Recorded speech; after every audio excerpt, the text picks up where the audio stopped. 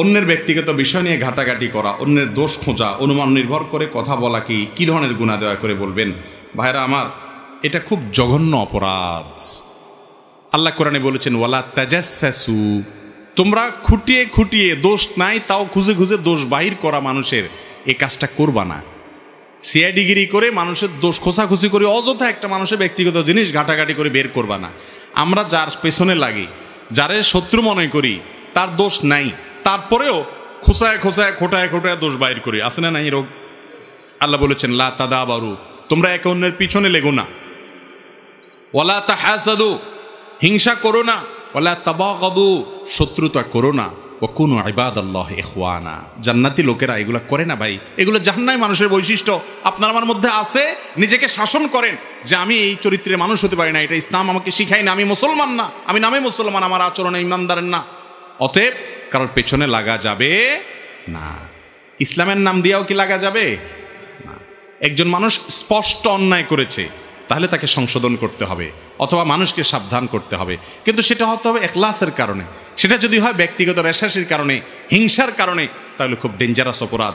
আমাদের বেশিরভাগ, বিশেষ করে যখন ইসলামের নামে কারোর পিছে আমরা লাগি, বেশিরভাগ ক্ষেত্রেই যেটা হয় ভাইরা আমার, আমি সবার ব্যাপারে ইন্ডিভিজুয়াল বলতেছি না, আল্লাহ মাফ করুক, বেশিরভাগ ক্ষেত্রেই শয়তান আমাদের মধ্যে হিংসা তৈরি করে দেয়, তখন আমরা পিছে লাগি। ঠিক না বে ঠিক? বেশিরভাগ এরকম যে আরেকজনে ভালো না দেখতে পারলে তখন পিছে লাগে। যারা দেখতে নারী তার চলন বাঁকা, নিজের মতের লোক, নিজের গ্রুপের লোক হাজার উল্টা পাল্টা করুক, ওইটা দোষ মনে হয় না, মনে হয় গুণ আর গুণ, দুধের দোয়া। ঠিক না বে ঠিক?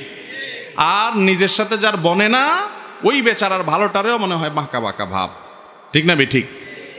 আল্লাহ তাআলা আমাদেরকে খাঁটি মুসলমান হওয়ার তৌফিক দান করুন। এরপরে প্রশ্ন হলো, এক মহিলা যদি অন্য মহিলার সংসার ভাঙার চেষ্টা করে, স্বামী স্ত্রীর মধ্যে ঝগড়া ফাসাদ লাগায়, সেটা কি ধরনের গুনাহ? ভাইরা আমার, মানুষের পেছনে, একজনের পিছনে আরেকজনের লাগাই দেওয়া, খোঁচায় দেওয়া, শত্রুতা বাড়ানো, এই রোগটা আমাদের সমাজে ব্যাপক আকারে ছড়িয়ে পড়েছে। সংসারে অশান্তির জন্য পুরুষদের চাইতে মহিলারা বরং বেশি দায়ী থাকে। একজন মহিলার সংসার অশান্তি করার জন্য পুরুষরাও অনেক সময় দায়ী হয়। বেশিরভাগ ক্ষেত্রে দেখা যায় ওই বউয়ের পিছনে শাশুড়ি লাগছে বা ননদ লাগছে, অথবা বউয়ে লাগছে শাশুড়ির পিছনে বা ননদের পিছনে, অথবা জালে লাগছে জালের পিছনে। ঠিক না বে ঠিক?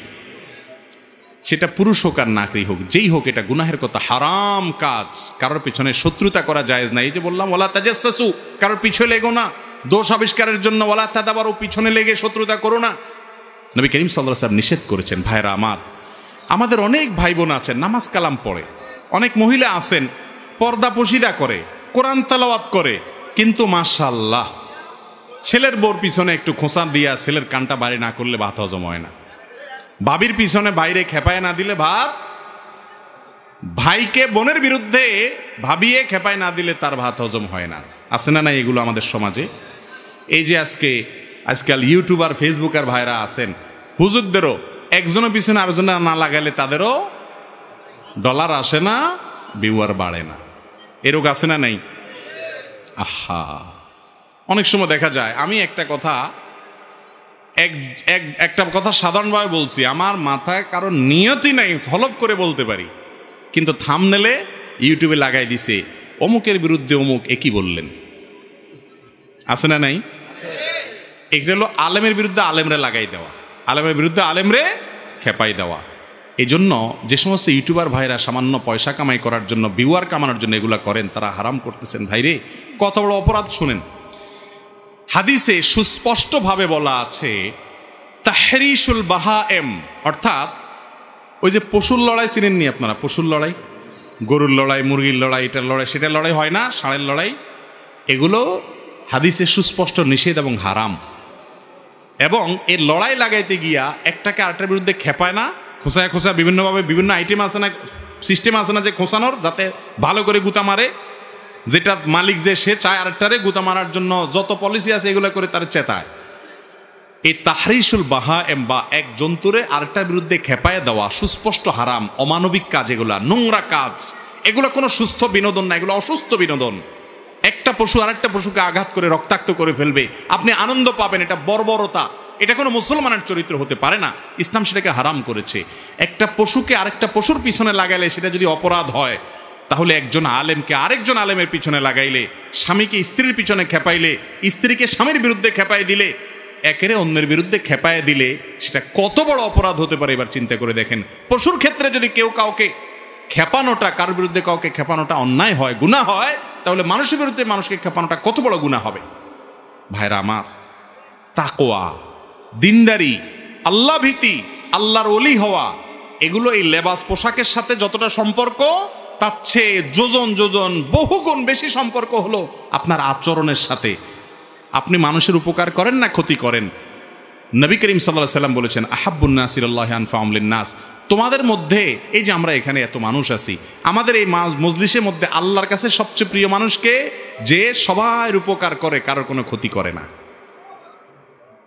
তাহলে যে শাশুড়ি নামাজ পড়তে পড়তে পড়তে পড়তে কপালে দাগ লাগাই ফেলেছে, যে শ্বশুরের দাগ ফেলাই ফেলছে, যে জামাইয়ের দাগ লাগাই ফেলছে, যেই লোক পুরুষ বা মহিলা দাগ লাগাই ফেলছে সিজদা করতে করতে, তাহাজ্জুদও পড়ে, তসবিহও পড়ে, কোরআন শরীফও পড়ে, মাশাআল্লাহ সব আমল আছে ওনার, মাগার ওই যে পিছে লাগালাগিটা আছে, অযথাই করে। তাহলে এই লোক কখনো আল্লাহর কাছে প্রিয় মানুষ।